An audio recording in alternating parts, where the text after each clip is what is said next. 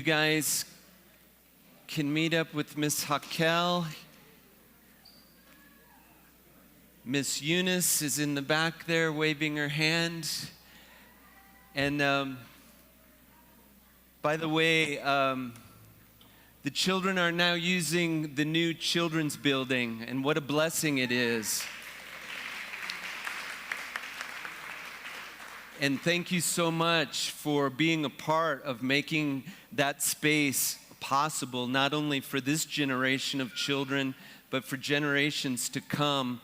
And if you're a parent of one of those kids that are leaving, you need to pick them up afterwards at the front door of the new building over there, okay? Because they're not just going to let your kids go. So someone will be there to meet you, and you can pick up your children right after the worship service. So today we're going to finish up on this series of messages, teachings that we've been looking at how we're made for a mission and how the first century church gives us lessons in leadership for the 21st century. And there are truths and principles that though 2,000 years old, they still apply today. And so this morning we're going to be looking at how to lead through the storms, because storms are a part of this life, aren't they? I mean, I wish I could say that you aren't going to have any more crisis, any more storms, any more troubles in this life, but I would be lying, because we all will. And Jesus himself said this. Jesus said to his followers, in this world you will have trouble. And I love Jesus' honesty. I love that he doesn't sugarcoat things. But he speaks honestly that in this world you will have trouble. But he then went on to say, but take heart because I've overcome the world. There is going to be a day where there will not be any more storms. There will not be any more crisis or conflict or pain or suffering. We sang a moment ago about running to the arms of God. This week I lost a dear friend who at 15 was diagnosed with a very rare brain cancer. And I'll never forget getting a phone call. I was in Zanzibar, East Africa, and I received a phone call from her mother that she'd been given 6 to 9 months to live. She passed away this week at 32 years old. And what a bright light Kate was. And as grieved as I was about her passing, I'm so happy for her because she loved the Lord Jesus Christ. And she was a young lady who was on a mission. And I'm so grateful that as I think about her now, I think about her whole. I think about her running. I think about her resting. I think about her in complete and utter joy, having run into the arms of Christ this past week. And this is a truth that for those of us who believe in Jesus Christ and what he said about himself, this is a truth that we believe. There'll be a day where there are no more storms. But for now, we endure and we persevere. And storms actually can be used to make us more like Christ. So I'm not sure, is there, Liz Laney, is there a QR code if you want to download the notes for this? Yeah, you can do that digitally. But I want to invite you to take a Bible and turn to the book of Acts chapter 27. And we're going to look at Paul, who was in the midst of a literal storm. A hurricane more or less, and he found himself at sea as a prisoner. And what to me is so interesting about this episode in Paul's life is that he went from being an inmate to an influencer. He went from being an inmate to an influencer. Here you have this guy who's on a ship along with a bunch of other prisoners. And there's actually, I think we're going to read 276 people on board. And Paul is in chains. He's a prisoner on board. And he comes to be the one wielding the most influence on this boat amongst the 276 people. There's an owner of the ship, there's a pilot of the ship, there are military personnel on the ship, and who becomes the most influential leader in the midst of this storm? It's the prisoner Paul. And so I'm going to do something a little bit different. Instead of reading the entire chapter, we're just going to read portions as we go here. So let's begin in Acts chapter 27, verse 1.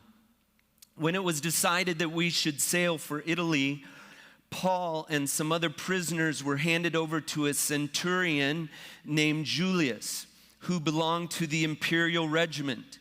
And we boarded a ship from Adramyttium, about to sail for ports along the coast of the province of Asia, and we put out to sea. Aristarchus, a Macedonian from Thessalonica, was with us. And the next day we landed at Sidon, and Julius, in kindness to Paul, allowed him to go to his friends so that they might provide for his needs. And I think this is one of the first keys that we see in Paul's life, one of the first takeaways in leading in the midst of storms, and that is building trust. Building trust. You know, here's this military guard whose responsibility it is to guard Paul, to make sure that he doesn't go overboard or seek to escape. Now they've come into a port. And what does this military officer named Julius, what does he allow Paul to do? He allows him to deboard and go see his friends. What's that about? What is that about? I feel like in the midst of a storm, if you're going to be a good leader for others, you need to have built trust with those people that you find yourself seeking to lead. And Paul had obviously and evidently built trust with this military officer such that he trusted Paul so much that he was going to come back. He let him go. He let him go. Now, I know here at Bridges we have several people who are part of military personnel, defense attaches, I don't know all what you do. But can you imagine if it was entrusted to you by your superior officer to guard someone and to bring them to Rome so that they could meet with Caesar, and you let the guy go see friends? There must have been some kind of trust there. The interesting thing here is that trust usually isn't built just in the midst of a crisis or in the midst of a storm. When is trust built? It's built before the storm comes, right? That's what had happened with Paul. He had built this trust before the storm comes, so that when the storm comes, Paul is able to be a voice and a person of influence, a person who's able to lead in the midst of the storm. Look at what Jesus says in John chapter 10, verses 37 through 38. Jesus says, "Do not believe me unless I do the works of my Father. But if I do them, even though you do not believe me, believe the works." What is Jesus saying here? He's basically asking the question, do my words align with my works? Do my words mirror my actions? Because when your words mirror your action and your actions mirror your words, you know what you're doing? You're building trust. I may not know you, but I could meet you today, and over the course of the next 2 or 3 or 4 weeks, if we spent time together, and you tell me you're going to do something, and I see you do it, and you tell me you're going to do something else, and I see you do it, and repeatedly, your actions mirror your words, you know what? I'm going to come to trust you. And that's what Jesus is saying here. Hey, you may not believe what I'm saying, but look what I'm doing. Look what I'm doing. If you don't believe me, believe the works, because the works confirm my words. And this is how we build trust as leaders. amongst people. So even before the storm comes, realize that you can be positioning yourself for influence, for greater good when the storm does come, by building trust amongst others. Let's skip down to verse 8 now. The journey continues. It says, "We moved along the coast with difficulty, and we came to a place called Fair Havens." Doesn't that sound nice? We came to a place called Fair Havens, near the town of Lasea. Much time had been lost, and sailing had already become dangerous because by now it was after the Day of Atonement. And so Paul warned them, "Men, I can see that our voyage is going to be disastrous and bring great loss to ship and cargo and to our own lives also." But the centurion, instead of listening to what Paul said, followed the advice of the pilot and the owner of the ship. What's the lesson here? What do we learn from Paul in this moment as the storm is starting to build? I see someone who's taking initiative. He's taking initiative. Paul has no position of power or authority here, does he? I mean, he's a prisoner. And yet, he goes and he says, he gives a warning to these people. He's like, "Man, guys, this is not going to end well. This is not going to be good. I'm warning you. Don't continue this journey. We need to stay here." But instead, who do they choose to listen to?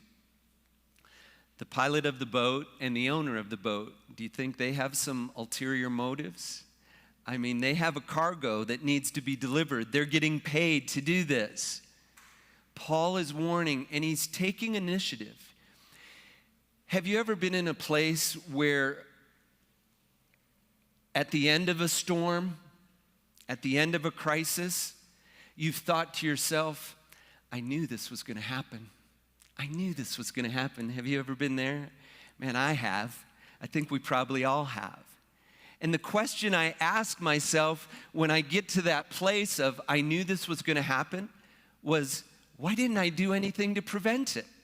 If I knew it was going to happen, why didn't I say anything? Why didn't I do anything? Why didn't I take the initiative? And oftentimes the answer to that question is, well, I didn't feel like it was my place. I didn't feel like it was my place to say anything, even though I knew this was going to happen. You know, sometimes we need to make it our place. It wasn't Paul's place. It wasn't Paul's position as a prisoner to tell them what was going to go down. But he could see it coming. Just like we can oftentimes, we see the signs of the storm that's coming. But we choose not to say anything. We choose not to do anything out of all of these fears that we come to have. Fears about what are people going to think? What are people going to say? What are people going to do?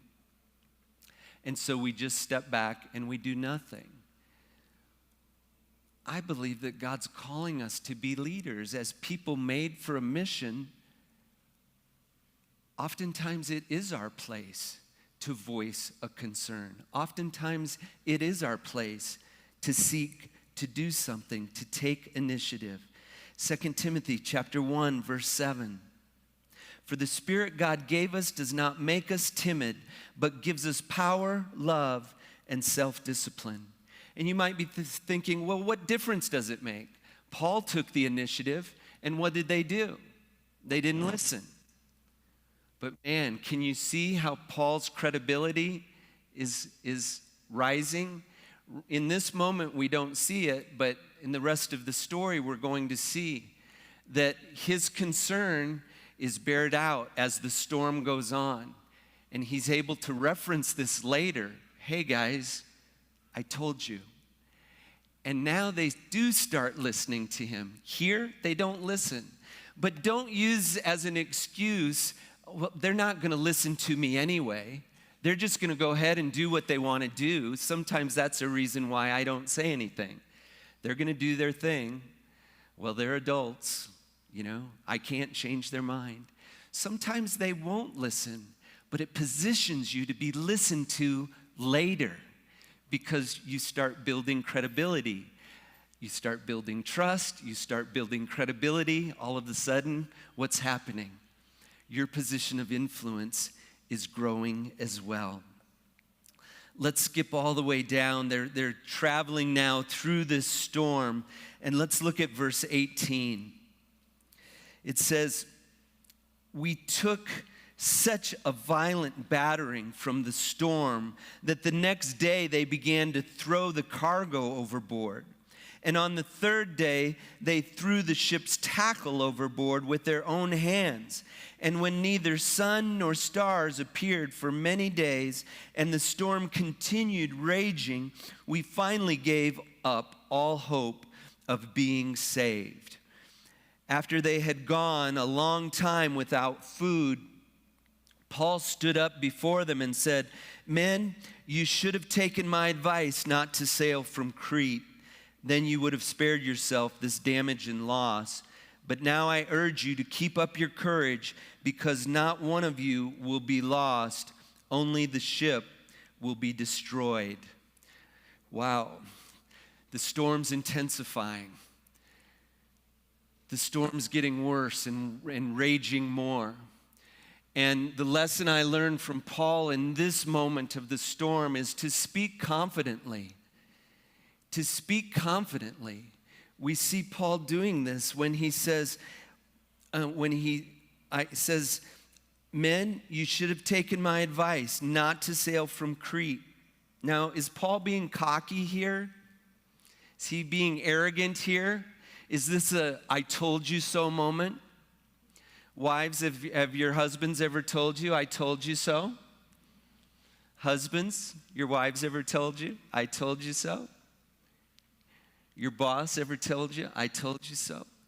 I don't really feel like this is a "I told you so" moment. I don't think that's Paul's intention here. He's not being cocky, he's being confident.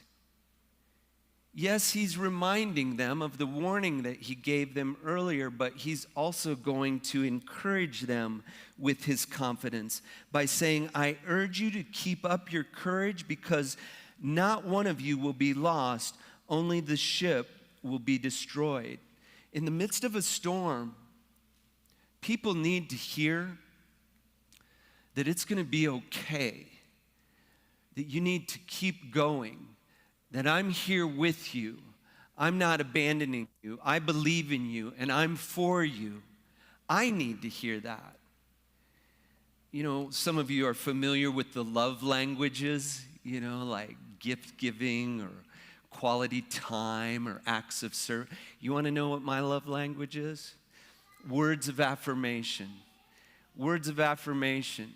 Man, I can keep going for weeks on end with just the smallest word of encouragement.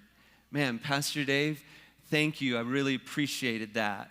Or I needed to hear that. Or you know what? You're doing such a good job. I can go for months on just throw me a bone every once in a while with a word of affirmation, and I'm good. But we all need to hear this, especially in the storm, don't we? Paul's saying, "I'm for you guys. Take courage. We're going to get through this. We're in this together." Man, in the midst of this construction project, in the midst of fighting and negotiating for this property which God miraculously gave to Bridges, I needed some of you to say, "Keep going, Pastor Dave. Keep going." I remember one time somebody said to me, "You know what? Throughout history, Pastor Dave, it's the few that make the biggest difference." I was like, wow, okay, I'm good. I'm going to keep going. To speak confidently in the midst of a storm, people are looking for and longing to hear someone speak into their lives with confidence and with truth. 1 Peter chapter 3, verse 15. "In your hearts revere Christ as Lord, and always be prepared to give an answer to everyone who asks you to give the reason for the hope that you have. But do this with gentleness and respect. Wow. When people are being beat down by a storm, they need to be built up. They need to be built up in the midst of being beaten down. They need someone to encourage them with confidence and instill courage. And I love what it says here, but do this with gentleness and respect. I feel like that equally as important as what we say is how we say it, right? Man, how we say something can be as influential as what we say.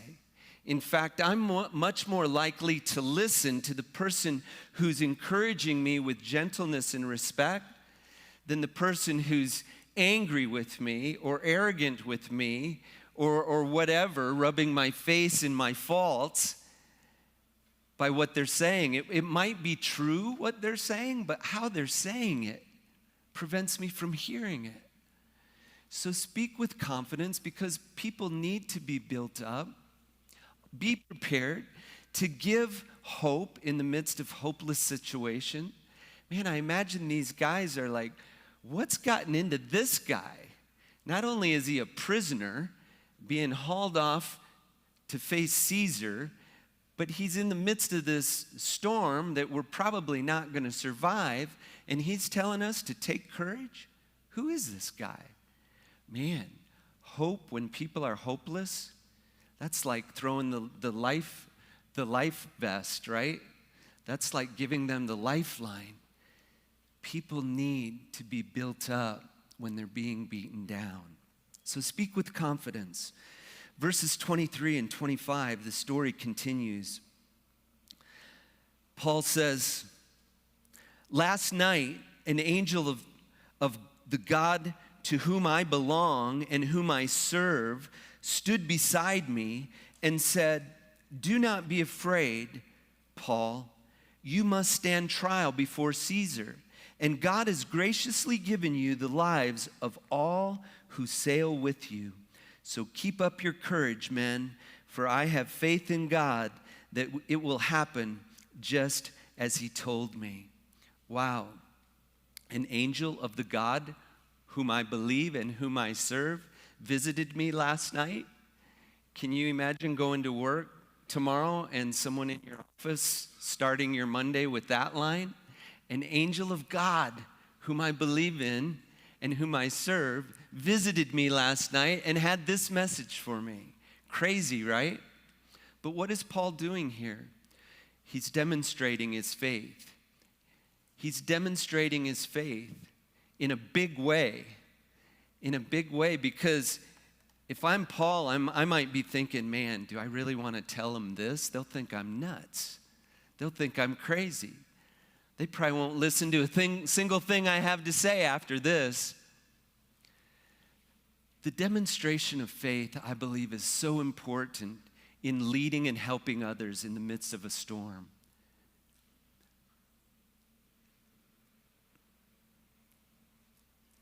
Oftentimes, we want to make faith a private matter. It's not. If you're to be a person on mission for God, you can't think of faith as being a private matter. It's a very personal matter, but it's not intended to be private. It's intended to be shared. And God wants us, as part of our mission, to share our faith, to demonstrate our faith.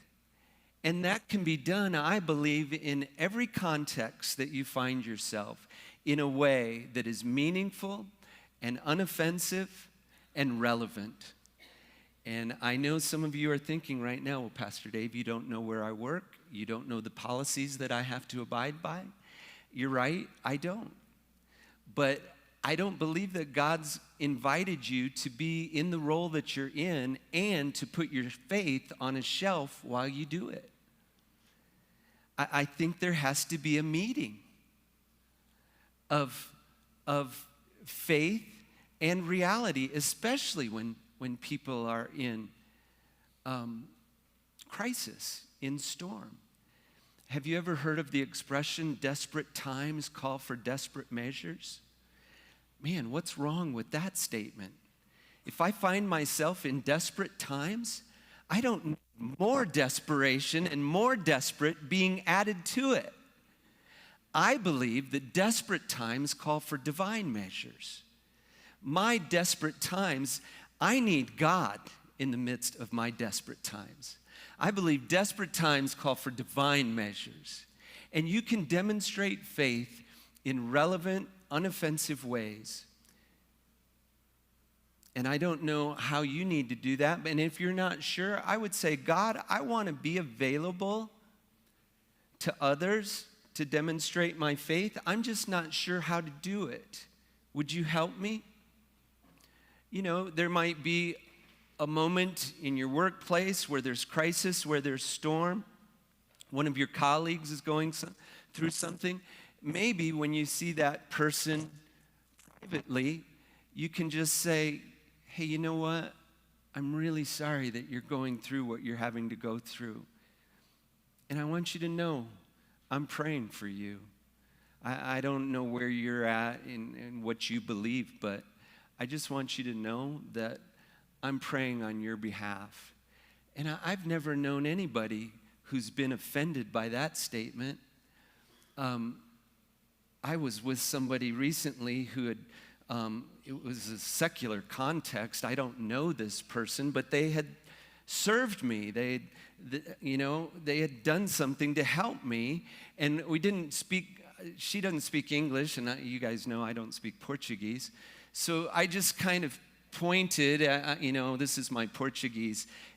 Is it okay? I'm speaking. Is it okay if I pray for you?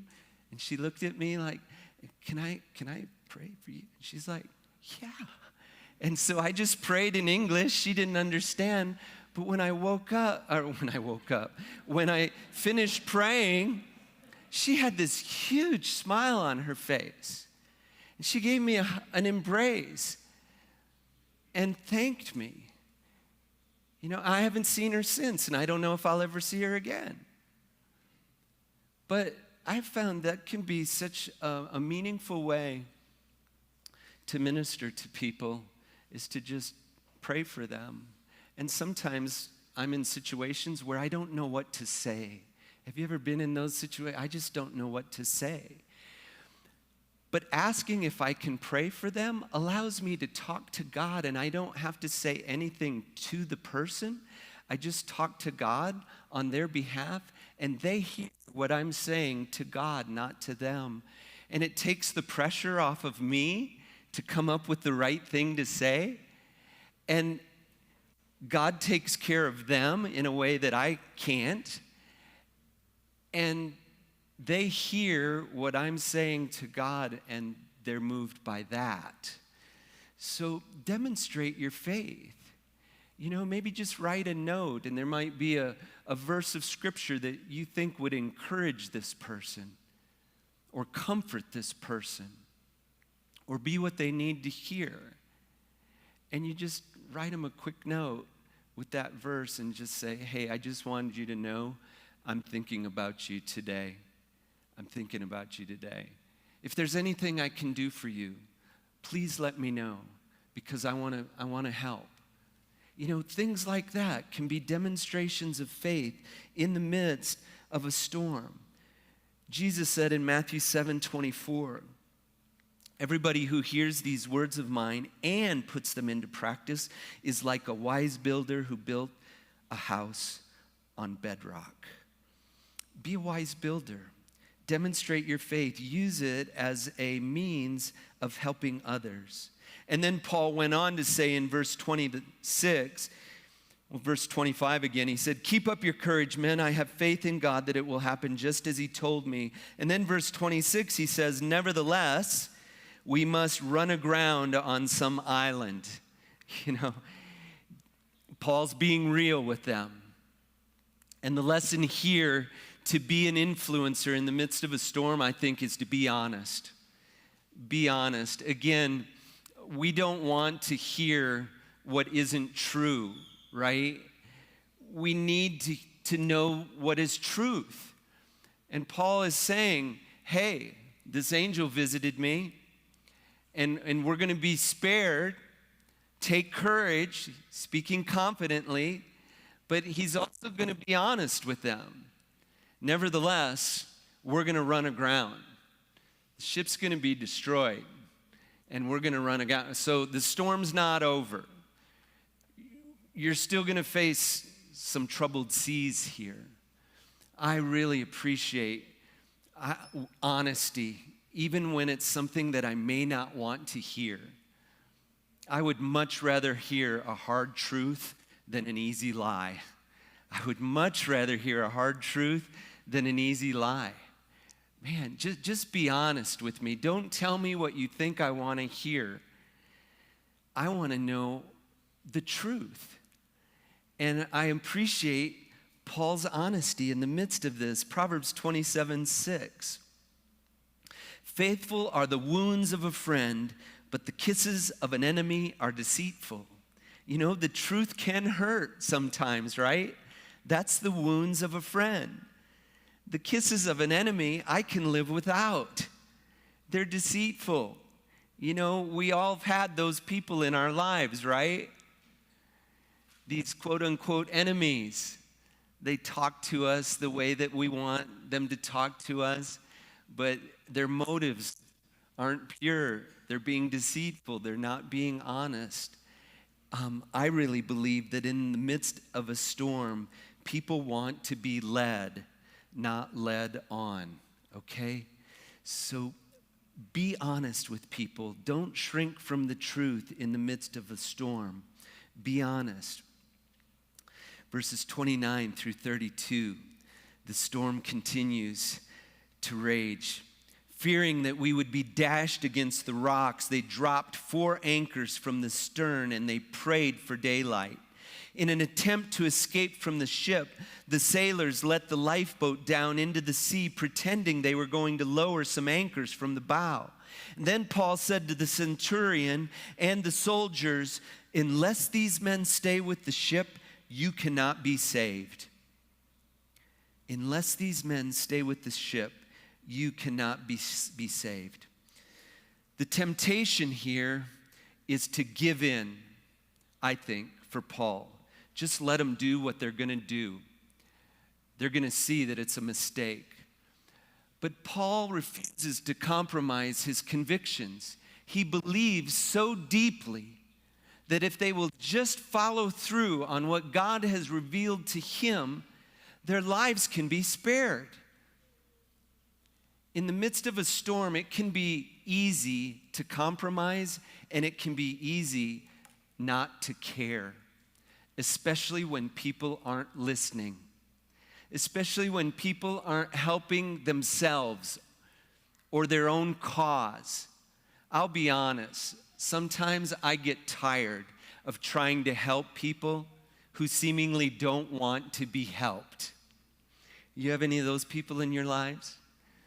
You help and you speak the truth and you encourage and you have trust, but for whatever reason, they just refuse to do and receive the help. That was these guys at this point in the storm. Hey, we're going to do our own thing. The temptation, I believe, for Paul is to just not care. All right, go ahead. Do your thing. But no, he refuses to compromise his convictions.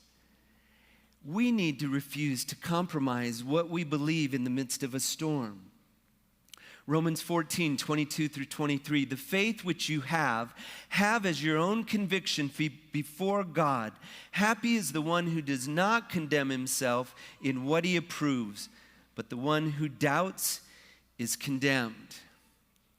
You've probably heard that expression, if you don't stand for something, you'll fall for everything. If you don't stand for something, you'll fall for everything. What do you believe? What are your non-negotiables? What are you so convicted about? You refuse to compromise, even in the midst of a storm, even in the midst of people refusing your help, refusing to listen. Will you continue to care? Will you continue to believe in what God has promised that He's going to do?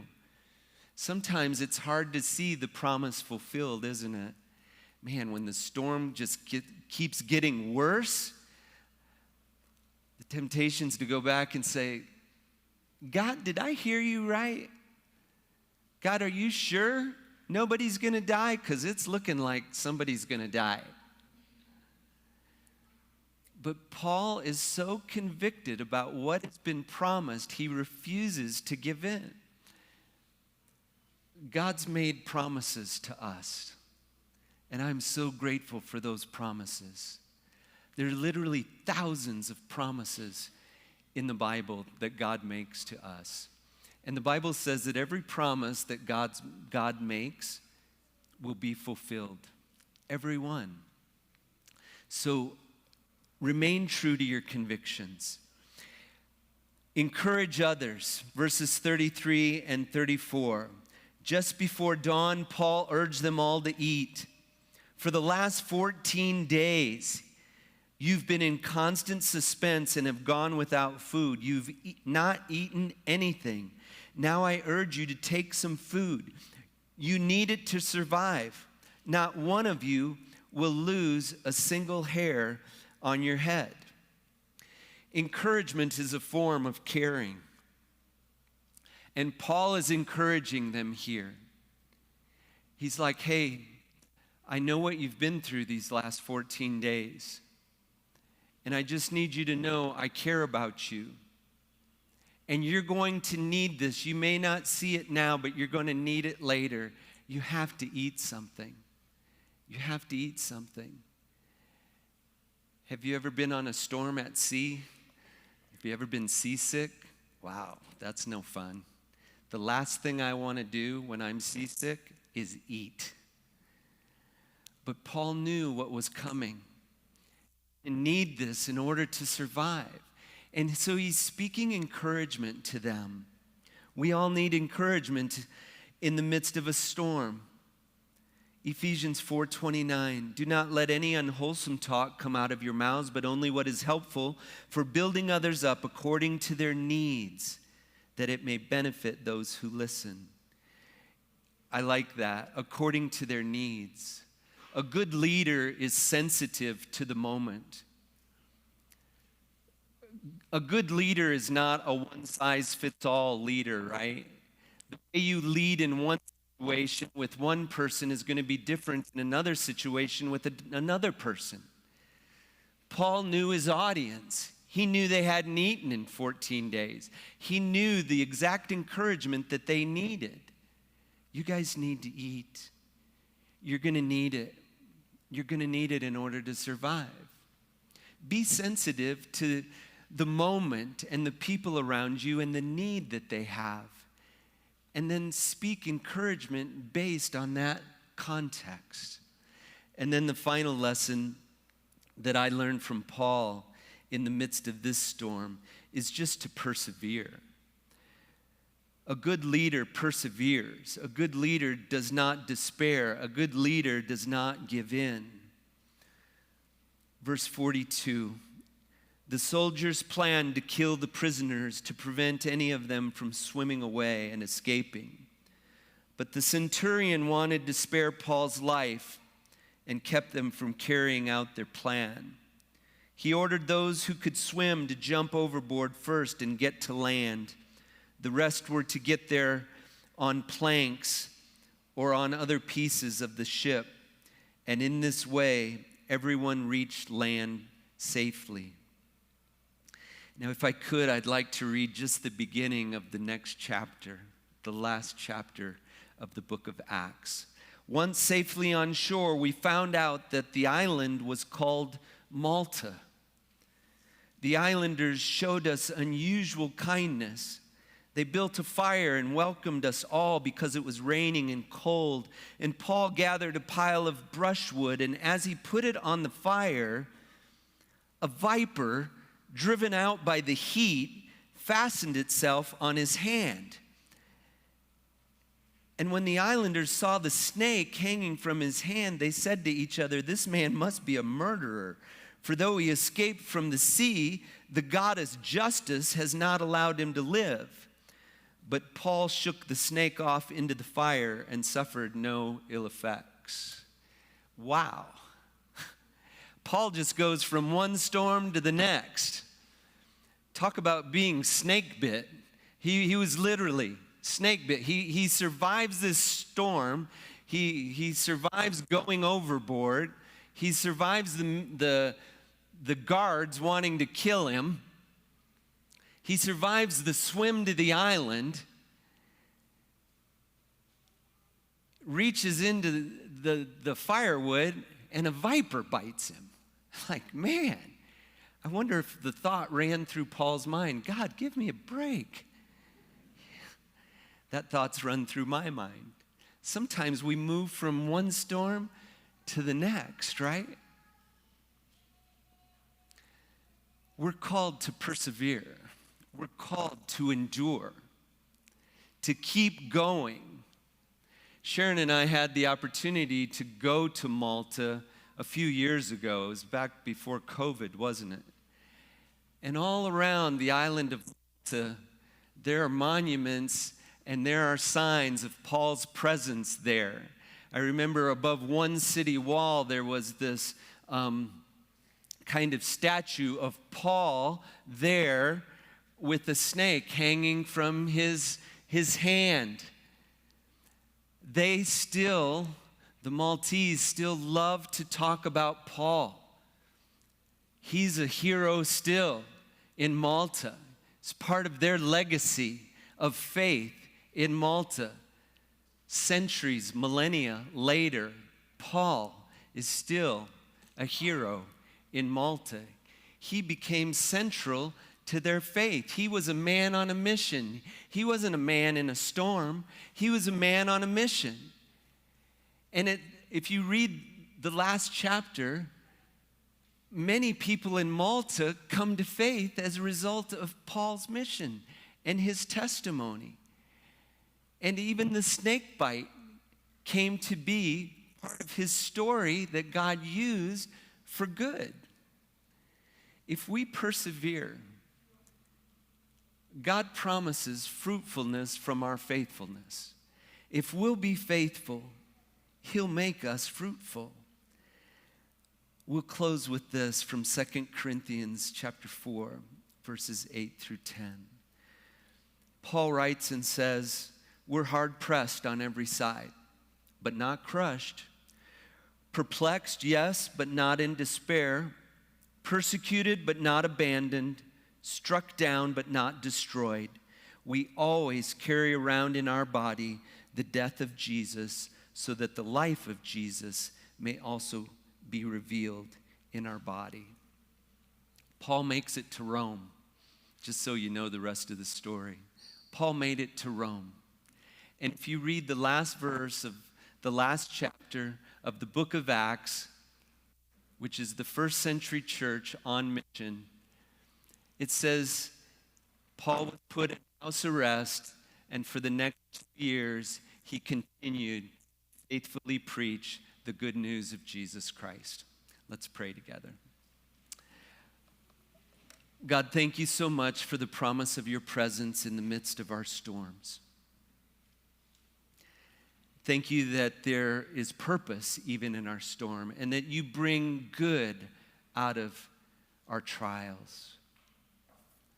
I pray, God, that you would help us to be faithful, to lead, to help serve, to influence others, even in the midst of the storm. I pray, God, that these lessons, these takeaways that we've identified from Paul's example, you will help us to apply to our lives in the good times and in the bad. In Jesus' name. I want to invite you to remain bowed in prayer, if you would, for a moment. To be still before God and in the quietness of your own thoughts. Pray to Him.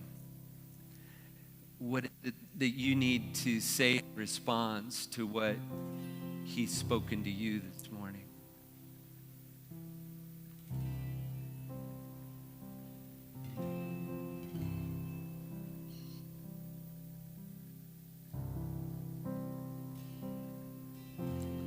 Is there someone that you need to help lead in the midst of their storm?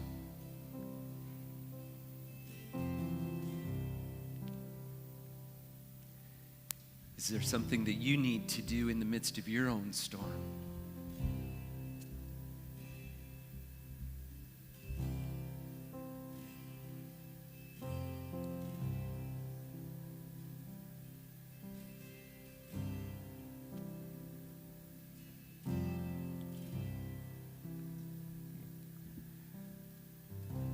I'm going to do something a little bit different this morning, and I just want to invite you to continue to have a conversation with God.